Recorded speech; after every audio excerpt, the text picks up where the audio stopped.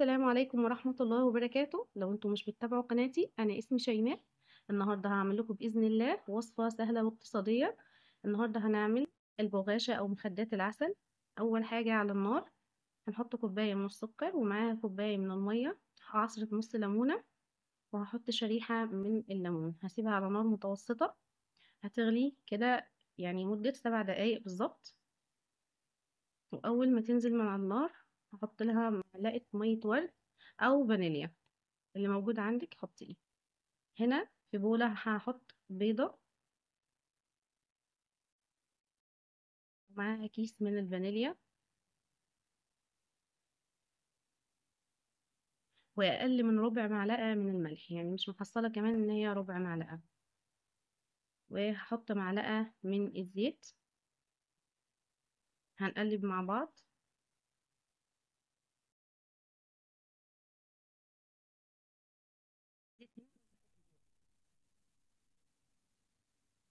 هنا هنجيب كوباية من الدقيق،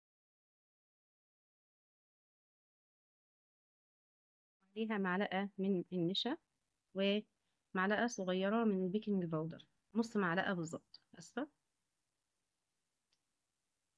هنقلب المكونات دي مع بعض.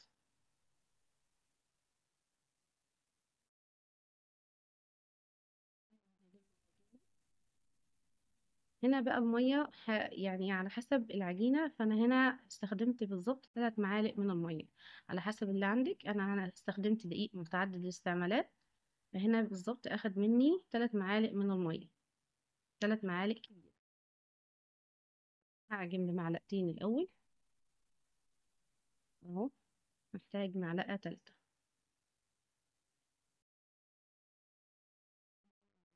عجنها كويس أهو، لاحظنا إن العجينة لمت وبقت طرية كده. هنا بقى المكون اللي بيخليها هشة ومقرمشة، الخل. هنحط معلقة كبيرة من الخل. هنعجنها تاني، اكيد هتفك معانا بس هتلم تاني. اهو هنا العجينة ابتدت خلاص كده لمت وجاهزة. شوفوا طرية ازاي. هنسيبها بالظبط ترتاح لمدة 3 دقايق، 3 دقايق بالظبط، هنرجع لها تاني.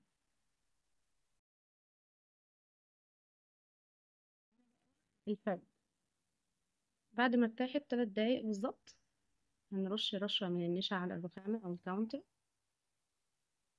وهنا هنفرد بالنشابة بتاعتي او الفرادة على حسب ما انت بتقوليها ايه.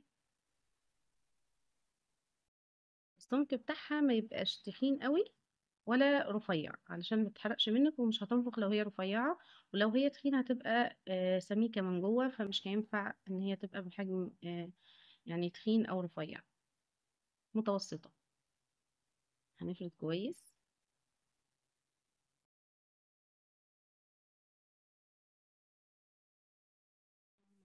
كده ان الدقيق بتاعي دقيق متعدد الاستعمالات. هنا معايا عجلة البيتزا اهي، ومعايا القطاعات، دي الوردة، ومعايا القلب، ومعايا شكل الفراولة. انا هستخدم الوردة والقلب وسمين.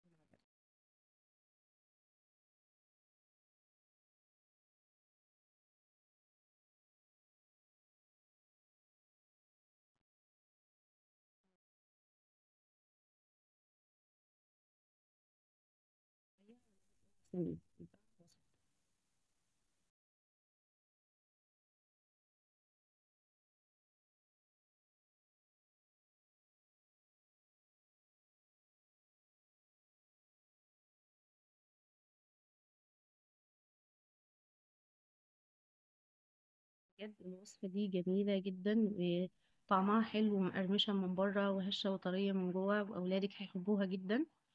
جربيها وإن شاء الله هتعجبك. اكتبوا لي في الكومنتات كل بلد بتقول عليها اسمها ايه، يعني مسمينها ايه عندهم. اهو هنا دي العجلة، بقطع بيها القطاعة. أنا كنت خلصت كمية من التقطيع اهو، شايفين سمكها؟ يعني لا هو خفيف ولا هو سميك، وسط.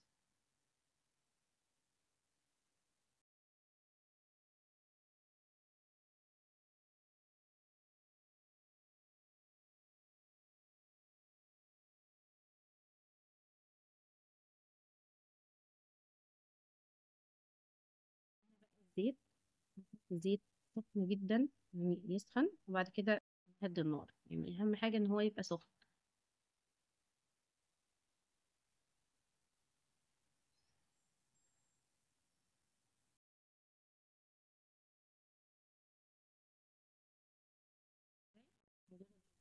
زيت السخن، لا، زيت بارد معاه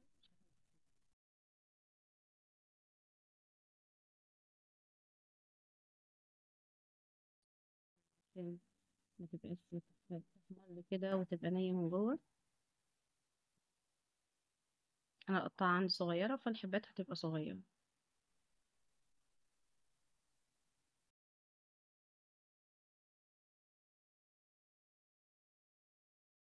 الأشكال دي اولادك هيفرحوا بيها جدا، يعني هتعجبهم جدا ان شاء الله. لا، هي منقذة جدا، اقتصادية، يعني تقدري تعمليها في اي وقت.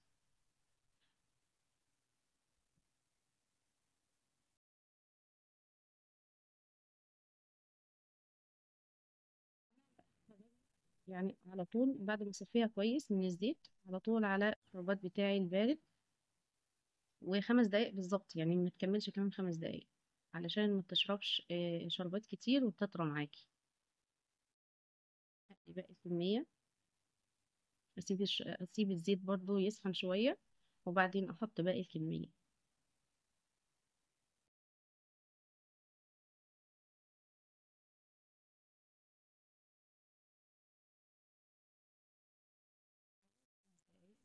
اتفرج.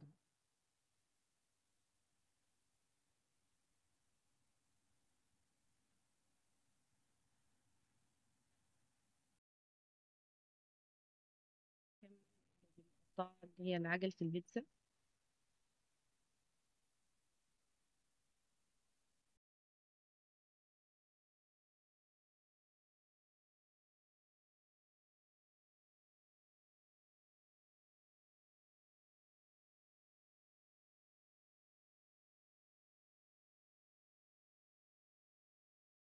بتتنفخ بطريقة جميلة جدا، وشكلها مغري جدا والله من قبل حتى ما تخرج للشربات. شايفين الارتفاع ازاي، شايفين النفخة ازاي.